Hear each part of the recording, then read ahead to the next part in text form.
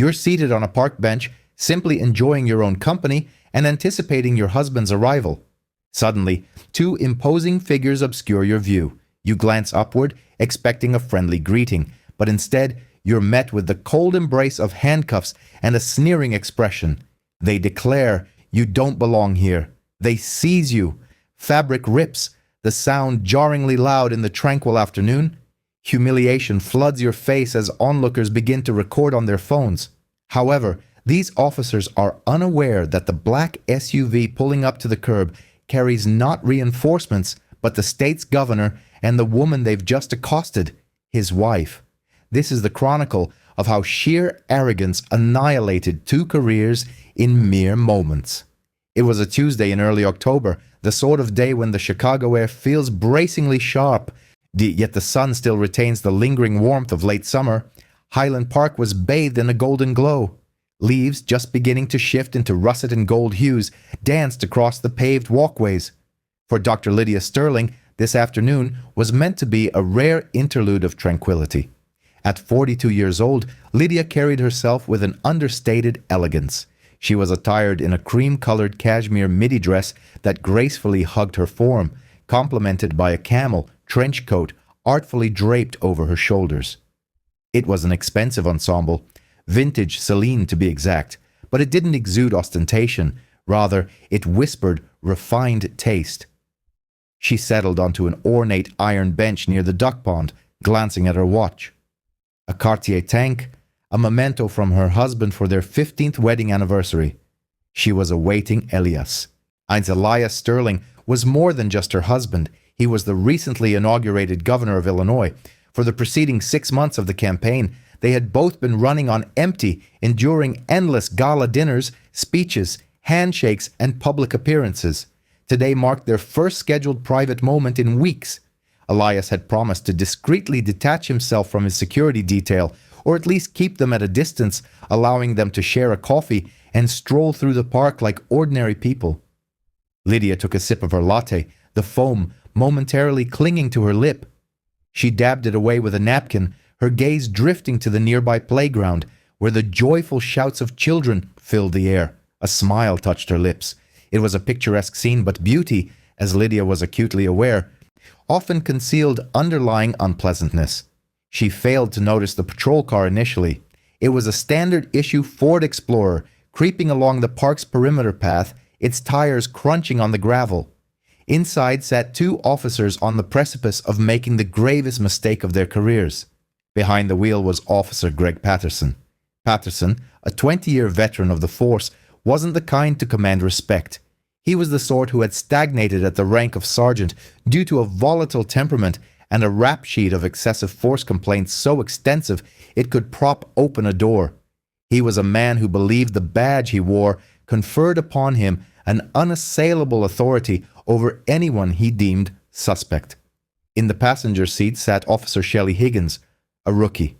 She was 24, eager to impress and unfortunately highly susceptible to influence. She looked up to Patterson as a mentor, misinterpreting his cynicism as profound wisdom. "Look at that," Patterson grunted, decelerating the vehicle to a crawl.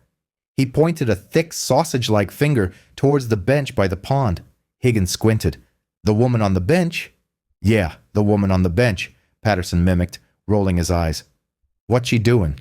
Drinking coffee?" Higgins suggested. "Loitering?" Patterson corrected.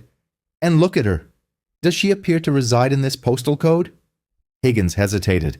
Highland Park was an affluent area, predominantly white. The woman on the bench was black. She was elegant, poised, and impeccably dressed, but to a man like Patterson, these details held no significance. All he perceived was someone who didn't align with his preconceived notion of the neighborhood's inhabitants. "She looks pleasant," Higgins ventured weakly. "She looks like a lookout," Patterson stated, his voice lowering to a conspiratorial growl. "We've received reports of illicit transactions occurring near the pond, high-profile dealers meeting their clientele.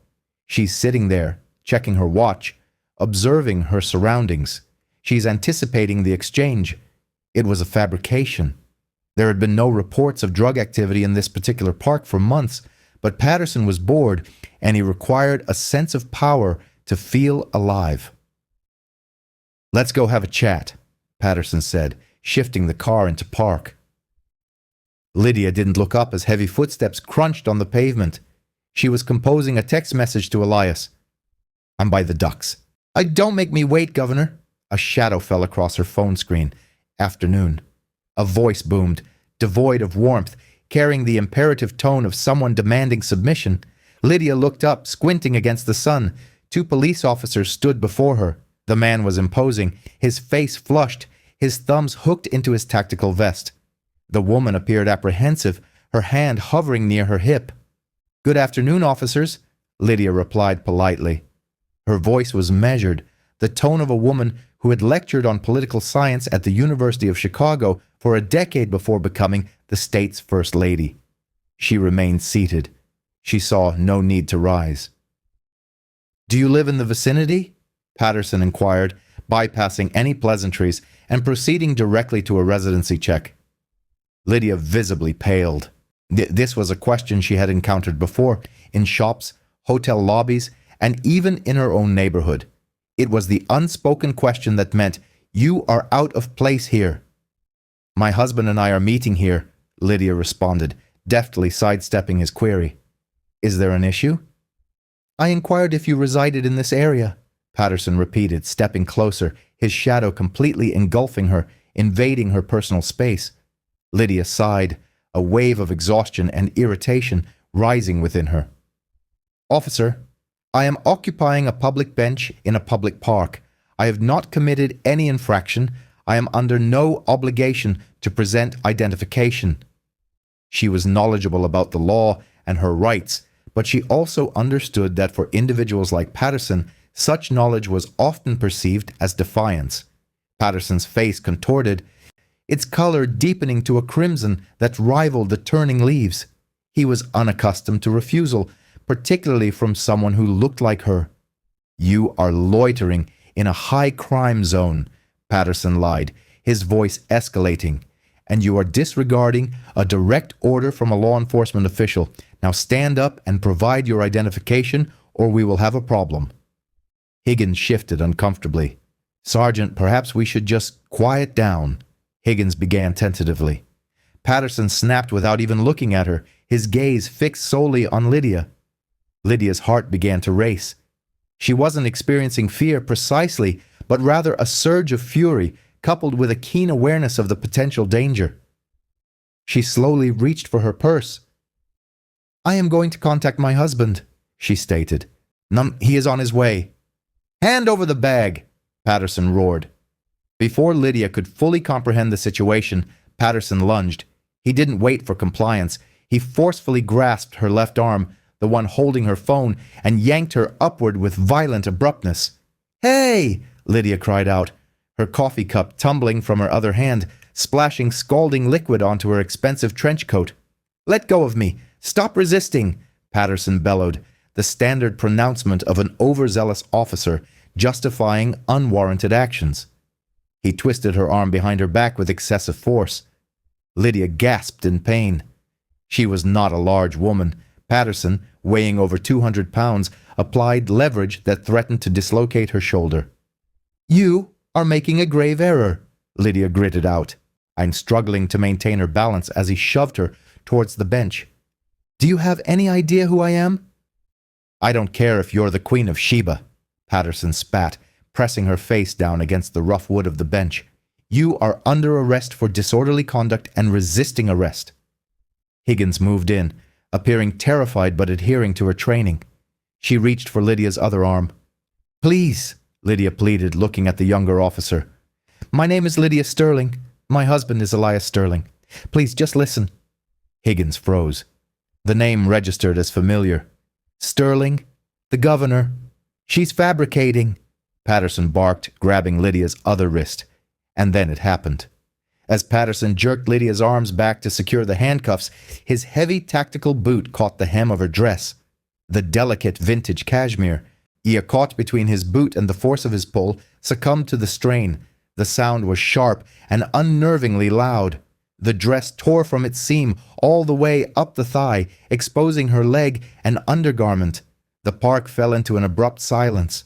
A mother pushing a stroller stopped in her tracks. A jogger removed his earbuds. People began to turn, their phones rising to capture the scene. Lydia felt the chill air on her skin, but the heat of her shame burned hotter. She had been stripped of her dignity in mere seconds. Tears welled in her eyes, not from sadness, but from pure, incandescent rage. "You ripped my dress," she whispered, her voice trembling. "You shouldn't have struggled," Patterson declared, breathing heavily as he clicked the handcuffs onto her wrists, his tone triumphant, like a hunter with a prize. "Now, yes, you're coming with us." He hauled her up, spinning her around. Her dress was in tatters, hanging loosely. Her coat was stained. Her hair had begun to unravel from its pins. "Officer," Lydia stated, her voice dropping to a chillingly calm register, "I want you to engrave this moment in your memory. I want you to recall precisely how this feels, because it is the last time you will ever experience a sense of power." Patterson let out a short, dismissive bark of laughter. "Get in the car." He began to push her towards the patrol vehicle. The crowd continued to swell. Someone shouted, "Hey, leave her alone!" "Back up!" Patterson yelled at the civilians, his hand dropping to his taser. "Police business!" He had her at the car door, about to shove the First Lady of Illinois into the cramped plastic rear of a squad car as if she were a common criminal. It was at that precise moment that the low rumble of an engine cut through the palpable tension. It wasn't the sound of an ordinary car. It was the deep, resonant purr of a V8. Tires screeched, not with the careless slide of a joyrider, but with the controlled precision of a tactical maneuver.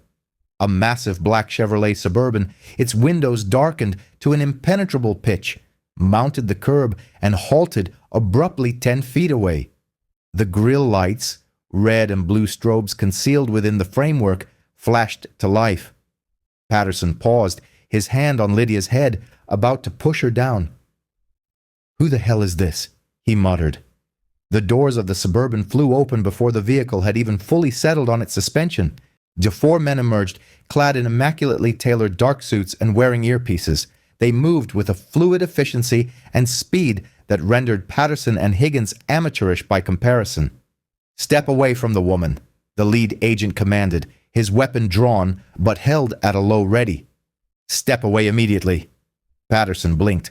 "Whoa, hold on. I'm with PD. This is an arrest." "I said step back," the agent roared, advancing. Then the rear passenger door of the SUV opened. The man who emerged didn't rush. He didn't shout. With a singular icy motion, he buttoned his suit jacket. He was tall, with distinguished graying temples and eyes that currently seemed capable of igniting a forest fire. It was Elias Sterling. He surveyed the handcuffs on his wife's wrists. He observed the tear in her dress. He noted the coffee stains on her coat. Then his gaze fell upon Officer Greg Patterson. Patterson's face transformed from crimson to a ghastly, sickly white. He recognized the man. Everyone in the state recognized the man. He had seen him on the news that very morning. "Oh," Patterson whispered, the word escaping his lips with the thud of a falling stone. Elias walked forward, the agents flanking him, his eyes fixed on Patterson. He stopped 2 feet away. The park fell into an absolute hush. Even the birds seemed to have ceased their singing. "Officer," Elias stated, his voice quiet, yet resonating with the power of thunder, "why is my wife in handcuffs?" The silence that descended upon Highland Park was heavy, suffocating, the kind that precedes an eruption. Officer Greg Patterson stood with his hand hovering near his holster, his fingers trembling uncontrollably. The adrenaline that had fueled his aggression moments before was rapidly curdling into a cold, nauseating dread. He looked at the man before him, Elias Sterling, the governor, the individual who signed the state budget into law, the man who appointed the commissioners overseeing the state police. And then his gaze shifted to the woman he had roughly pushed face first onto a wooden bench. The woman whose dress, an item of clothing that likely cost more than his monthly mortgage payment, was now hanging in tatters around her thigh. "I asked you a question," Elias continued, his voice dropping to a dangerously low register. He did not shout. Elias Sterling, a former prosecutor, understood that true authority did not require volume. "Why is my wife in handcuffs?" Patterson's mouth opened and closed like a beached fish. "Governor, I didn't know. She refused to identify herself." "Is that a crime?" Elias inquired, taking another deliberate step forward. The lead security agent, a man named Agent Reynolds, moved in tandem with him, his hand resting firmly on his weapon, his eyes locked on Patterson's visibly shaking hands. "In the state of Illinois, is sitting on a park bench and refusing to show identification to a patrol officer a criminal offense?" "She was.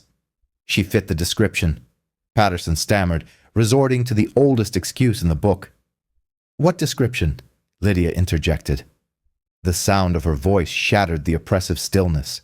She turned her head, her cheek still bearing a red mark from contact with the rough wood of the bench. She stood tall, despite her hands being bound behind her back. Her eyes were dry, but they blazed with a ferocity that caused Officer Higgins, standing idly to the side, to avert her gaze to her boots in evident shame. "What description, officer?" Lydia repeated, her voice cutting through the charged air. "The description of a black woman occupying a zip code you believe she cannot afford." "Remove those from her," Elias commanded. He didn't look at Patterson. His gaze was directed at Agent Reynolds. Reynolds didn't hesitate. He stepped past Patterson, shouldering the larger officer aside as if he were made of mere cardboard. Patterson stumbled back, his face flushing an almost purple hue. "Hey, you can't just—" Patterson began, his ego desperately attempting to resurface. "One more word," Reynolds stated, his voice flat and metallic, "and you will find yourself on the ground. Do you understand me?" "Sergeant?" Patterson fell silent. He watched as Reynolds produced a universal handcuff key. With a gentle click, the metal restraints sprang open.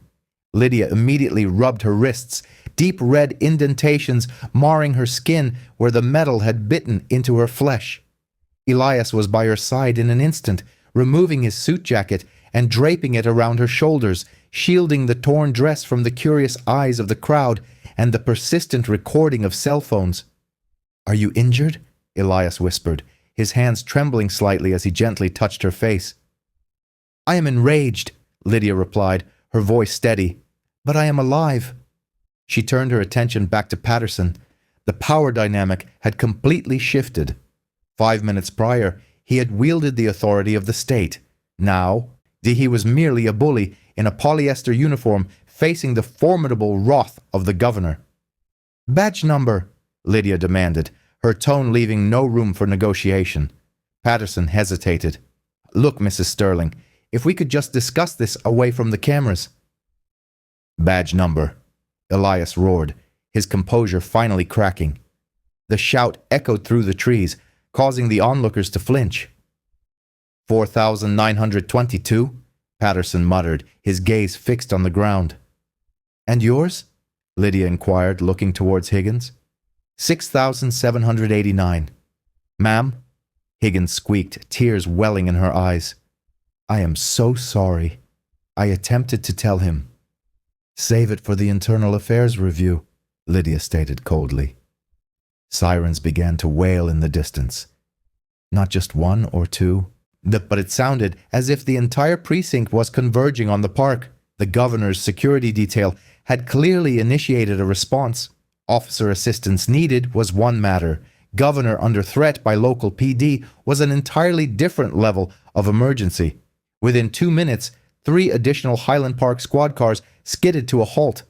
The watch commander, Lieutenant Miller, emerged from the lead vehicle.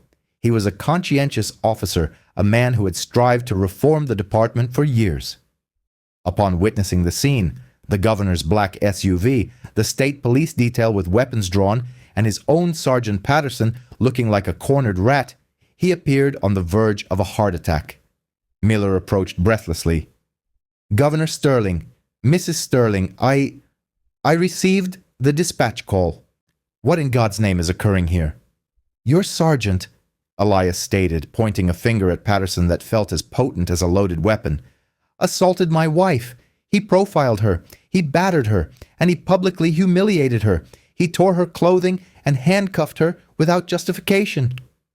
Miller turned to Patterson, his face a mask of disbelief and fury. He was aware of Patterson's problematic nature and the existing complaints. "Is this true, Patterson?" Miller demanded. "She was resisting, Lieutenant." Patterson lied, his voice regaining some of its bluster now that his superior was present. "I requested identification. She became belligerent.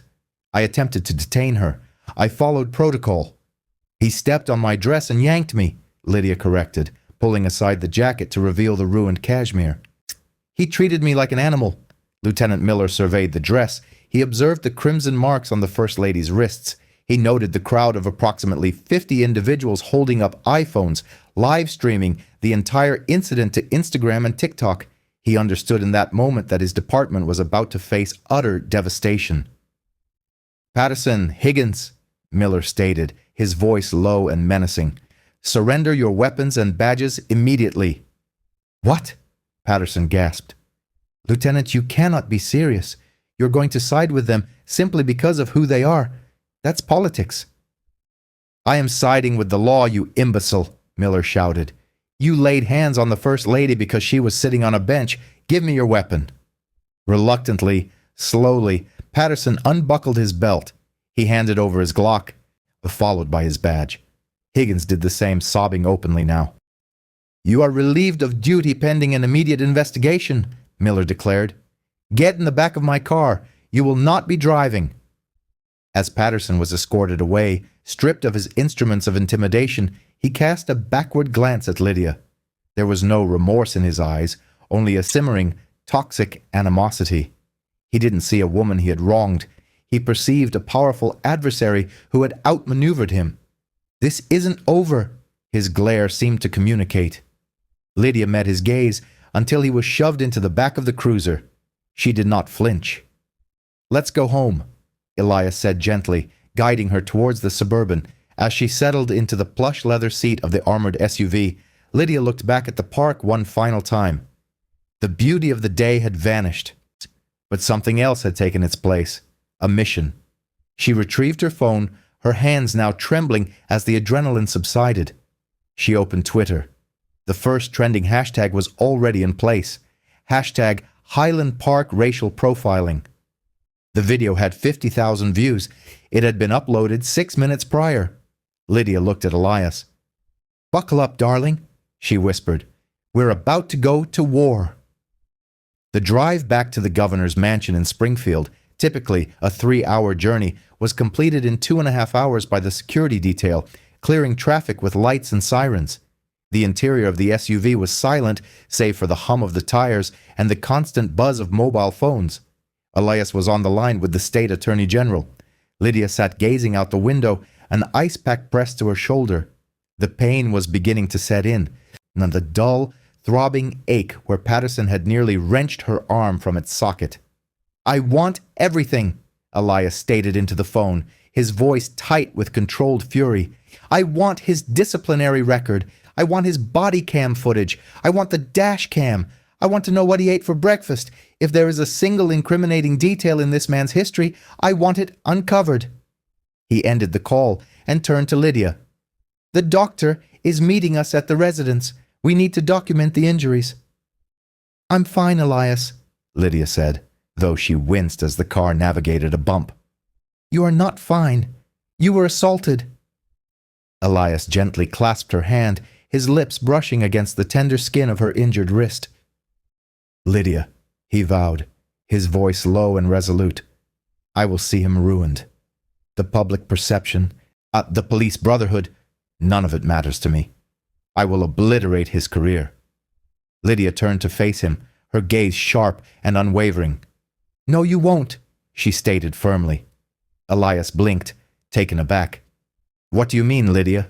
he questioned. "If you pursue this like a vengeful husband," she explained, her astute political mind already at work, "they will twist it.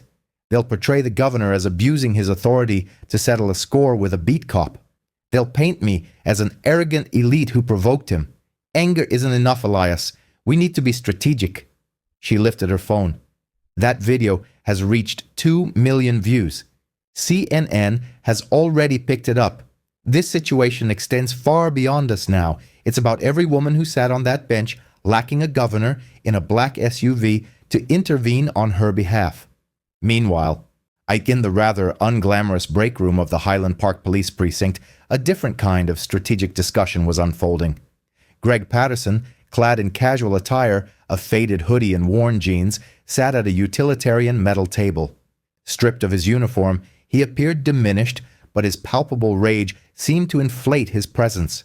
Beside him sat Frank Ali, the representative for the Fraternal Order of Police. Ali, a man whose stout build and tenacious demeanor evoked that of a bulldog, had built a career on defending the indefensible. In his view, a police officer could never be wrong. They were simply inadequately supported. "They took my service weapon, Frank," Patterson spat, punctuating his words with a forceful slam of his fist on the table. "Miller relieved me of it right there, in front of the civilians. Right in front of her." "Calm down, Greg," Ali soothed, his attention fixed on the screen of a tablet. "Miller is a politician. He panicked, but we have established protocols. You have rights." "She's the governor's wife," Patterson countered, a tremor of apprehension finally surfacing in his voice. "They're going to crucify me." "She was a suspect resisting lawful arrest," Ali corrected him smoothly. "That's the narrative we'll establish. Tell me, what precisely did you observe?" Patterson scowled. "I saw her sitting there. She appeared suspicious. I requested identification. She refused." Ali pressed. "Did she make any threatening movements?" Patterson paused, the scene replaying vividly in his mind. Lydia had reached into her purse, ostensibly for her phone. She reached into her bag. Patterson recounted slowly. "I had no idea what she might possess. It could have been a weapon. I acted to neutralize the threat."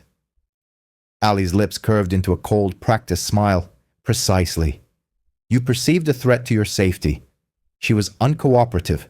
She reached for a concealed item, and you employed standard containment procedures. The tearing of the dress was regrettable collateral damage resulting from her struggle." "But the video," Patterson began, a note of desperation creeping in. "The video commences after you initiated the arrest," Ali interjected.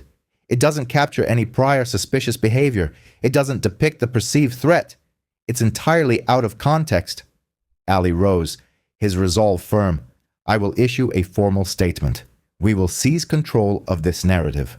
We will present you as a dedicated veteran officer performing his duty, and her as an entitled political spouse who believed herself above legal scrutiny.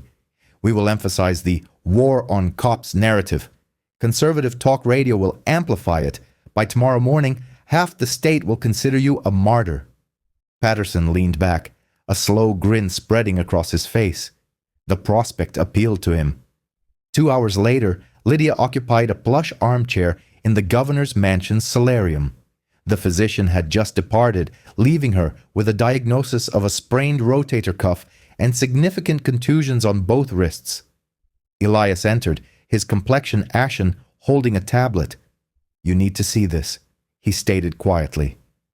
Lydia accepted the tablet. It displayed a press release from the police union. The headline blared, "Officer Safety Paramount in Highland Park Incident." The accompanying text was a masterclass in deception. "Sergeant Patterson," it proclaimed, "a distinguished 20-year veteran, approached an individual exhibiting suspicious activity consistent with reported drug distribution in the vicinity. Upon requesting identification, the individual became verbally aggressive and made a sudden movement towards a bag. Fearing a potential weapon, Sergeant Patterson employed minimal necessary force to apprehend the subject. It is regrettable that the subject was identified as the First Lady. However, the law is applicable to all individuals. We stand by our officer against politically motivated persecution." Lydia read the statement twice, a chilling sensation constricting her stomach. They were actually attempting to shift the blame to her. "They're fabricating it, Elias," he declared, pacing the room.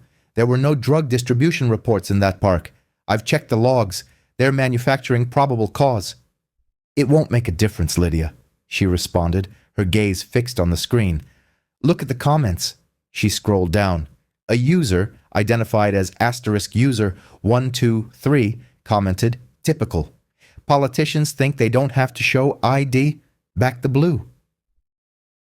*Freedom Eagle added, "She probably spat on him. We didn't see that part in the video." *Law and Order questioned, "Why was she sitting there alone? Sounds shady." The fabricated narrative was already gaining traction. The mudslinging had begun. "They want a confrontation," Lydia stated, rising to her feet. She winced as a sharp pain flared in her shoulder, but she ignored it. She walked to the window, gazing out at the meticulously maintained grounds of the mansion. She recalled Patterson's sneering expression and thought of Allie, the man she knew was orchestrating this disinformation campaign. She considered how many women had endured similar experiences without the benefit of a press team. "They believe they can bury me under a mountain of falsehoods simply because I am the governor's wife," she murmured. "They assume I will remain silent to protect your approval ratings." She turned to Elias. "Contact the press pool. I want to hold a conference tonight." "Lydia, are you certain?" Elias inquired. "You're injured. You could postpone." "No," she insisted. "If I wait, their fabrication becomes accepted fact. I will present myself, invisible bruises and all, and articulate precisely what transpired." "There is something else," Elias confessed, a note of hesitation in his voice. "My chief of staff just received a call. A young person, a teenager, who was skateboarding in the park. He claims he was filming before Patterson even exited his vehicle. He asserts he has the entire incident captured in 4K. Lydia's eyes widened. "Where is the footage?" "The young man is frightened," Elias explained. "He fears retaliation from local law enforcement if he releases it. He wants assurance of our protection." Lydia moved toward her husband and took the phone from his hand. "Contact the state police colonel," she commanded. "Arrange a protective detail for that young man and secure that video." The battle had commenced, and the police union had just brought a knife to a nuclear exchange. The young man was 16-year-old Leo Vasquez, a high school junior with a passion for skateboarding and a penchant for recording his tricks for YouTube. He was seated in the rear of an unmarked state police cruiser, his backpack clutched as if it were a lifeline. He appeared utterly terrified. They were parked in the subterranean garage of the state capitol building. Elias and Lydia met him there, seeking to avoid the scrutiny of the press corps assembled on the front lawn. "Leo?" Lydia inquired softly, approaching the vehicle. She had changed from her damaged attire into a navy blazer and slacks, her arm now encased in a sling. Leo looked up, his eyes widening. "Mrs. Sterling, I didn't realize it was you until I saw the news. Truly. I swear." "It's all right. Leo," Elias reassured him, his voice calm and steady. "You're safe here. No one will harm you." "My dad says cops look out for each other," Leo stammered, his voice trembling. "He says if I show this, they'll come after me." "They will not," Elias stated, his expression hardening into an unyielding resolve. "Because I am the governor, and I am assuring you that you are under the protection of the state of Illinois. Now please, show us what you have." Leo retrieved a cracked iPhone. "I was filming my friend attempting a kickflip on the stairs. The camera was rolling when the patrol car arrived. They didn't see me because I was behind the planter." He pressed play on the small screen. The scene unfolded with remarkable clarity. The audio was sharp. The wind rustled appropriately. The video depicted the patrol car idling. In Patterson's voice could be heard, "Look at her, the woman on the bench. Higgins, take a drink of coffee. Patterson, she looks like a lookout. Let's go shake her up. I'm bored." Higgins responded, "Sarge, we have that domestic call on Elm." Patterson retorted, "Ignore it. This will be more entertaining. Let's see if we can get a reaction from her." Lydia felt a chill spread through her as the blood drained from her face. It wasn't an error. It wasn't a misunderstanding. It was a game. He had assaulted her out of sheer boredom. "There's no mention of drugs," Elias observed, his voice quivering with indignation. "No reports, no probable cause." He explicitly disregarded a dispatched call to harass you." "He premeditated the escalation," Lydia whispered. "He wanted to provoke a reaction from me." She looked at Leo. You have no idea what you've just done, Leo. You haven't just aided me. You've preserved the truth." An hour later, the briefing room at the state capitol was packed. Every major news network was present. The atmosphere was charged with anticipation. The police union's statement remained the prevailing narrative. The governor's wife was uncooperative, and the officer had acted in self-defense. Frank Ali, the union representative, was indeed present in the back of the room, arms crossed, a smug expression on his face. He harbored the belief that the video either didn't exist, or if it did, it would be grainy and inconclusive. He was prepared to manipulate whatever evidence emerged. Lydia walked to the podium, standing alone. Elias remained at the side, allowing her to command the moment. She adjusted the microphone with her good hand. The room fell silent. "Earlier today," Lydia began, her voice steady and clear, "I was assaulted in Highland Park. The Fraternal Order of Police has issued a statement claiming Officer Patterson acted in fear for his safety, suspecting me of drug activity. They assert that I was the aggressor." She paused, her gaze locking onto the camera lenses. "They lied." A murmur rippled through the assembled journalists. Ali rolled his eyes in the back. "Here comes the emotional appeal," he mused. "I am not asking you to believe my word," Lydia declared. "I am asking you to witness this." She nodded to the technician at the side. The massive screen behind her flickered to life. Leo's video began to play. The audio boomed through the high-quality speakers of the briefing room. "Does she look like she lives in this zip code? Let's go shake her up. I'm bored." The room gasped, a collective intake of breath that seemed to suck the very air out of the space. Then came the visual of the assault. The video showed Lydia seated calmly. It depicted Patterson lunging before she had even fully risen. It showed him smirking as he wrenched her arm. It captured the ripping of her dress. It illustrated him laughing as he shoved her. When the video concluded, an absolute silence descended upon the room. Lydia leaned into the microphone. Officer Patterson was not afraid. He was entertained. She then pointed a finger directly towards the back of the room, spotting the union representative who was now frantically texting, his face drained of color. "And Mr. Ali, you issued a statement knowing it was false. You defamed a victim to protect a perpetrator. You did not merely defend a rogue officer. You became an accessory and an accomplice to his crime." She turned back to the cameras. "We are filing criminal charges against Greg Patterson for assault, battery, false imprisonment, and deprivation of civil rights. But we will not stop there. We are initiating an independent investigation into the Highland Park Police Department and the union's established practice of concealing misconduct. If you are a principled officer, you have nothing to fear. But if you are Greg Patterson, you should be exceedingly afraid." Ali turned and fled the room, the cameras capturing his hasty retreat. He resembled a rat abandoning a sinking vessel. The narrative hadn't merely shifted, it had been irrevocably destroyed. If the preceding day had been a tempest, the following morning dawned as a hurricane. Greg Patterson awoke in his modest suburban residence, not to the gentle chirping of birds, but to the thunderous pounding on his front door. Groggily, he checked his phone. It was dead. He had switched it off due to the barrage of death threats, but even his landline was ringing incessantly. He pulled back the curtain of his bedroom window. His front lawn was swarming, not just with reporters gathered on the sidewalk, but with state troopers. "Greg Patterson," a voice boomed through a megaphone. "This is the Illinois State Police. We have a warrant for your arrest. Come out with your hands raised." Patterson froze. He fumbled for his jeans, his hands trembling so violently he could barely fasten them.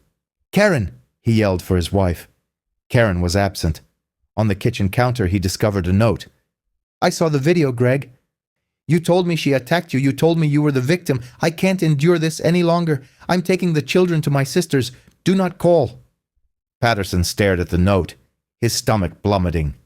He had always maintained the role of the strongman in their home, the one who demanded deference. Now his wife had seen him for what he truly was, a bully who reveled in inflicting harm on women. The pounding on the door intensified. Boom, boom, boom. Open the door, or we will breach. Patterson opened the door. He stepped onto his porch, barefoot. The camera flashes were blinding, the click of shutters like 1,000 crickets. He saw his neighbors observing from their lawns. The man next door, Dave, with whom Patterson typically shared a beer on Fridays. I turned his back and retreated indoors as Patterson was led down the walkway in handcuffs. This was not the administrative leave he had anticipated. These were real handcuffs, real charges. As they shoved him into the rear of the state police cruiser, Patterson spotted Frank Ali standing near the perimeter tape. He appeared desperate. "Frank!" Patterson cried, leaning towards the window. "Frank, get me a lawyer. Fix this." Ali looked at Patterson, then at the cameras, and then, slowly and deliberately, he shook his head and turned away. The protective blue wall of silence had crumbled. Ali was cutting loose the dead weight. Patterson sat in a metal chair at the state police headquarters. Across from him sat not a local colleague, but Special Prosecutor Marcus Thorne, this illegal figure known as the Shark. Thorne had been appointed by the Attorney General specifically to circumvent any potential conflicts of interest. "You're facing 10 years, Greg," Thorne stated, perusing a file. "Aggravated battery in a public place, official misconduct, filing a false report, and given that you violated her civil rights under the color of law, the feds are taking an interest as well. That means federal prison. No parole." Patterson was sweating profusely. "It was a mistake. I thought she was a suspect." "We have the video, Greg," Thorne replied without looking up. "We know you were bored. We know you ignored a domestic violence call, a woman genuinely in danger, to harass a woman eating lunch. That establishes malice." Thorne leaned forward. "But here's the crucial element. I'm not just interested in you. You're finished. You're cooked. I want the individuals who assisted you in drafting that report." Patterson blinked.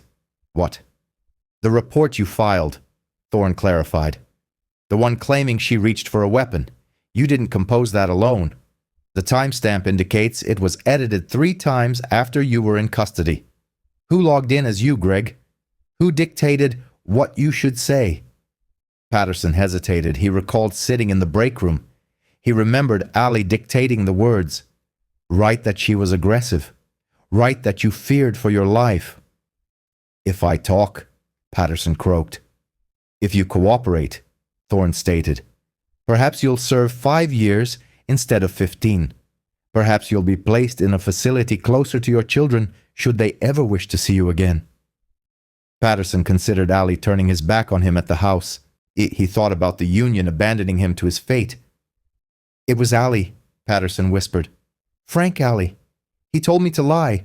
He typed the report himself, using my login. He said we had to bury her before the press got wind of it." Thorne's smile was chilling. "That's exactly what I needed." While Patterson was confessing, Lydia was back in Highland Park. This time, however, she was not alone, nor was she seated on a bench. She stood at a podium in the center of the park, surrounded by a throng of supporters numbering in the thousands. People held signs aloft. "Justice for Lydia," "End qualified immunity," "We are watching." Lydia surveyed the sea of faces. Her arm remained in a sling, a visible testament to the violence she had endured. "They attempted to break me," she told the crowd, her voice amplified across the green. "They sought to wield their badges as shields and their falsehoods as weapons, but they overlooked one critical element." She paused. "The truth carries more weight than a badge." The crowd erupted in cheers. "Today," Lydia continued, "Governor Sterling is signing an executive order. Effective immediately within the state of Illinois, any officer found to have deactivated their body camera or falsified a report will face immediate dismissal and forfeiture of their pension." The roar of approval was deafening, but Karma's work was not yet complete. As Lydia stepped down, her phone vibrated. It was a news alert. Breaking.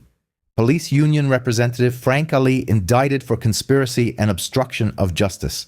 Lydia smiled, showing the phone to Elias. "Dominoes," Elias remarked, kissing her forehead. "More than just dominoes," Lydia replied, gazing at the falling leaves in the park where her life had irrevocably changed. "We're cleaning house." But as they walked towards the car, Lydia stopped.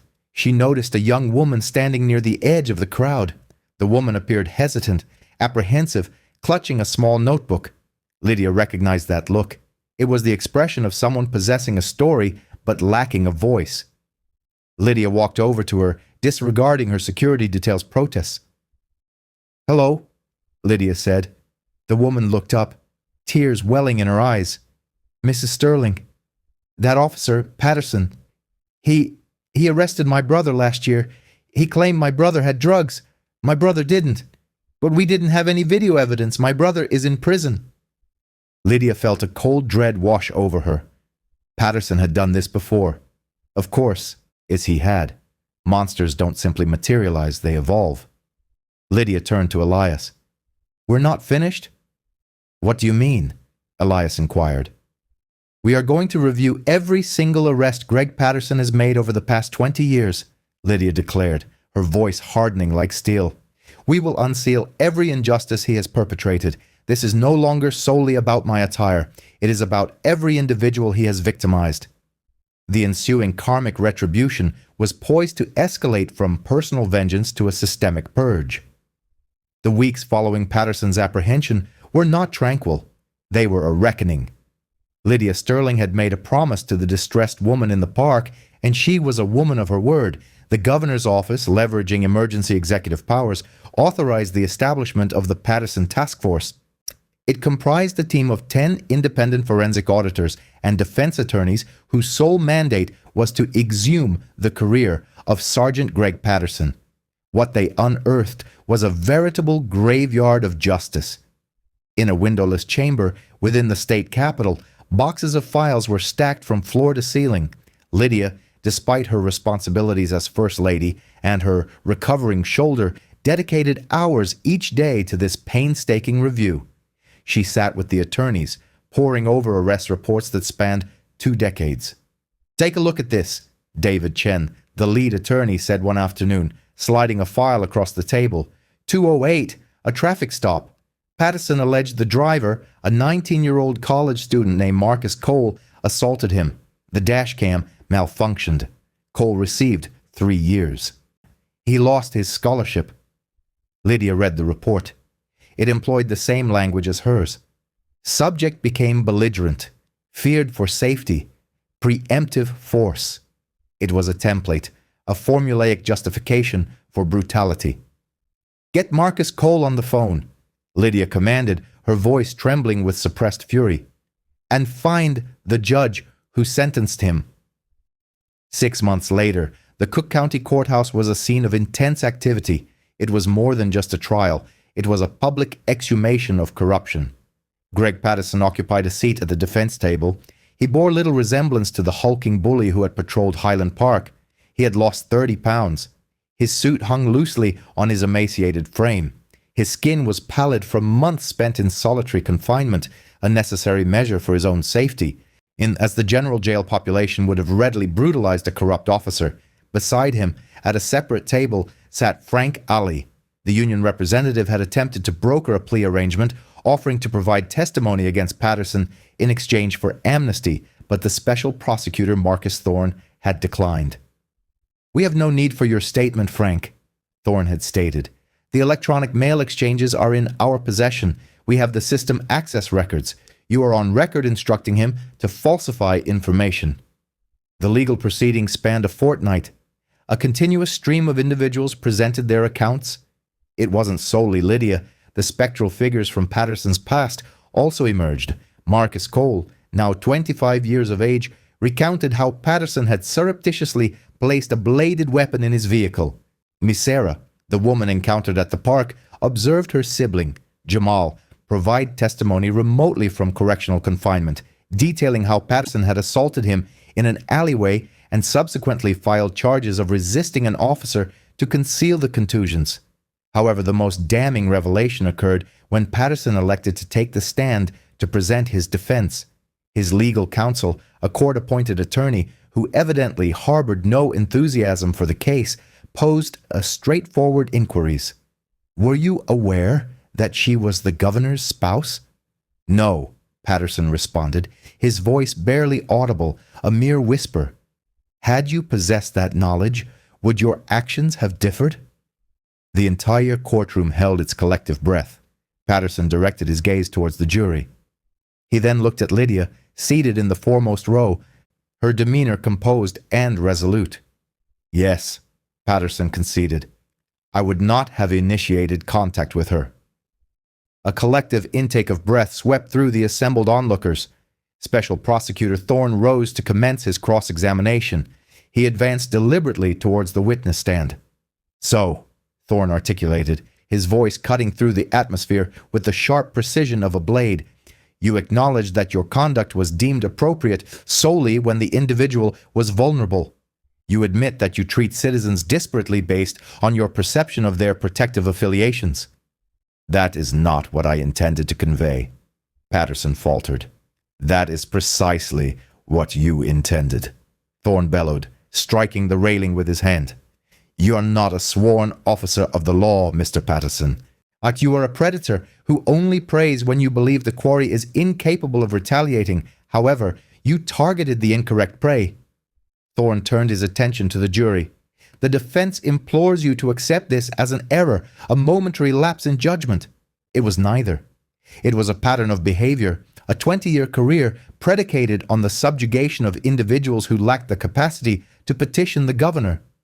Find him culpable.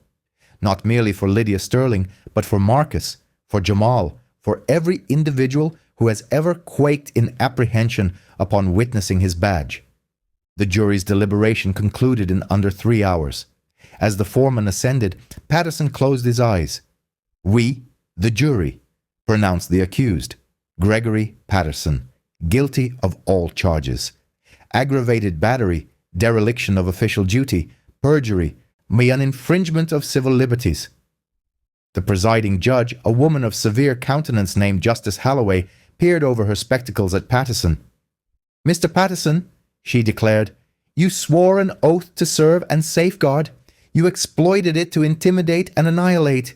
You are a profound discredit to the uniform. She struck her gavel. The sentencing is scheduled for the subsequent week. The defendant is to be remanded into custody. As the bailiffs advanced to apprehend Patterson, employing the identical standard-issue restraints he had utilized on countless others, he cast a backward glance towards the spectators. His eyes met Lydia's. He discerned no animosity in her gaze. He perceived something far more disheartening. He observed compassion. She no longer harbored animosity towards him, yet he had become too insignificant for her wrath. He was merely an untidiness she had rectified. Frank, Patterson vocalized as he was forcibly removed, directing his accusation at his accomplice. You assured me you would resolve this. You falsehood monger.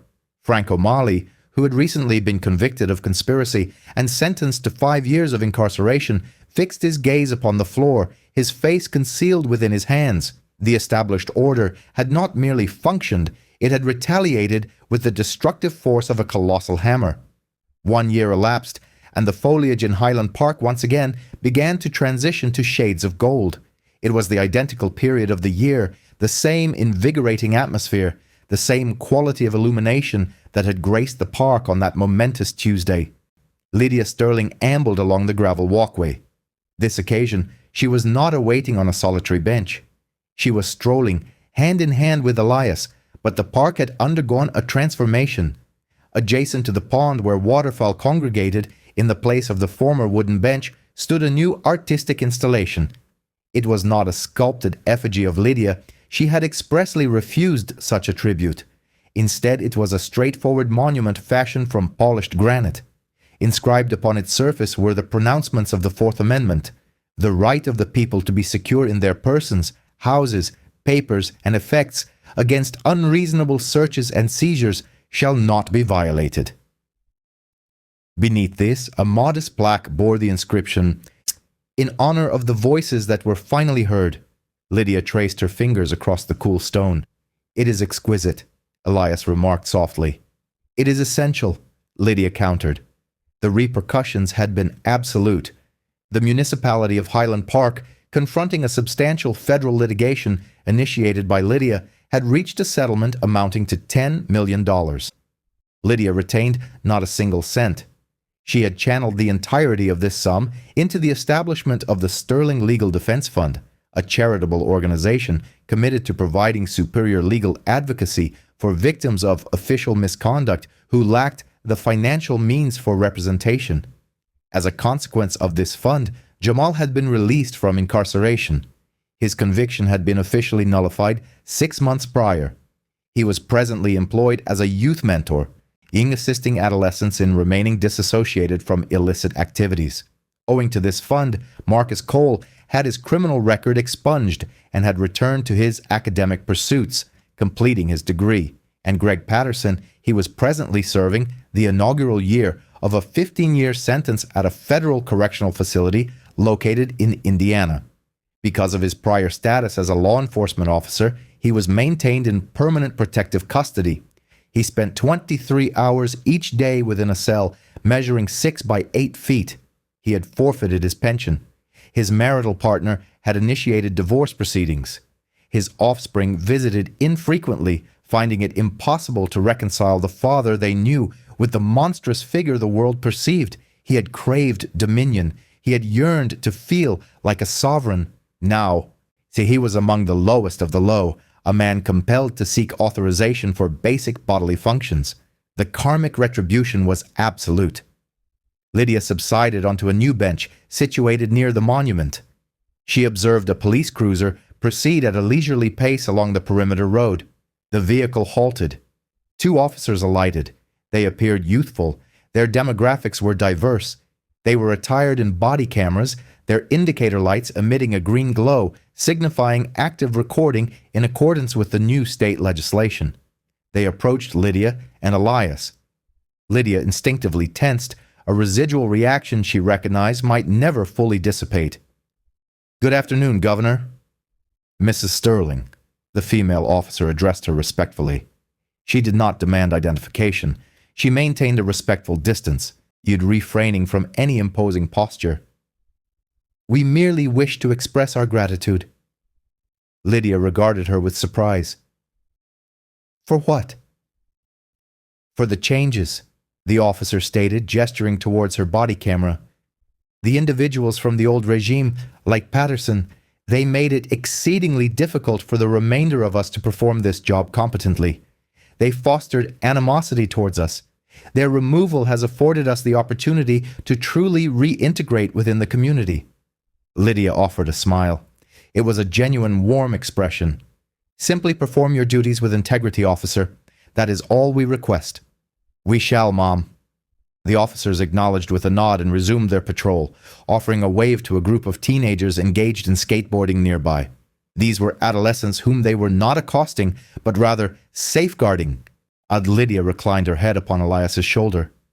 "You know," she remarked, observing the waterfowl gliding across the tranquil water's surface, "I lost a favorite garment in this very park." Elias chuckled, gently clasping her hand. "I believe I can procure a replacement for you." "There is no necessity," Lydia responded, watching the leaves descend. "I believe the exchange was well worth it." She inhaled deeply of the cool autumnal air. It possessed a sweet aroma. It carried the essence of justice. The shadows had receded. Sunlight illuminated Highland Park, and for the initial time, in a considerable duration, the silence was not oppressive. It was tranquil. Lydia Sterling's narrative transcends a mere torn dress or an insolent officer. It serves as a stark admonishment that authority devoid of accountability devolves into despotism. That Officer Patterson harbored the conviction that his badge conferred upon him the prerogative to ascertain who belonged and who did not, based on nothing more than prejudice and arrogance. He erroneously equated silence with timidity and politeness with subjugation, yet he learned with considerable hardship that dignity is not demarcated by postal code and power is not defined by insignia. By asserting her self-worth, Lydia not only preserved her reputation, but also dismantled a corrupt framework and empowered those who had been silenced for years. The severe karmic retribution that befell Patterson was not merely retribution, it was the inevitable disintegration of a career constructed upon falsehoods. Ultimately, truth did not merely emerge, it reverberated with power. Remarkable, What a progression. If this account of justice and karmic retribution, delivered with a chilling impartiality, has met your satisfaction, please engage the like button. It significantly aids the channel. Kindly disseminate this video to individuals who require witnessing arrogance being unequivocally thwarted, and subscribe to ensure you never miss a new narrative. We present new dramas on a weekly basis. Thank you for your viewership, and bear in mind, accord everyone the utmost respect, for you can never ascertain whom you are addressing.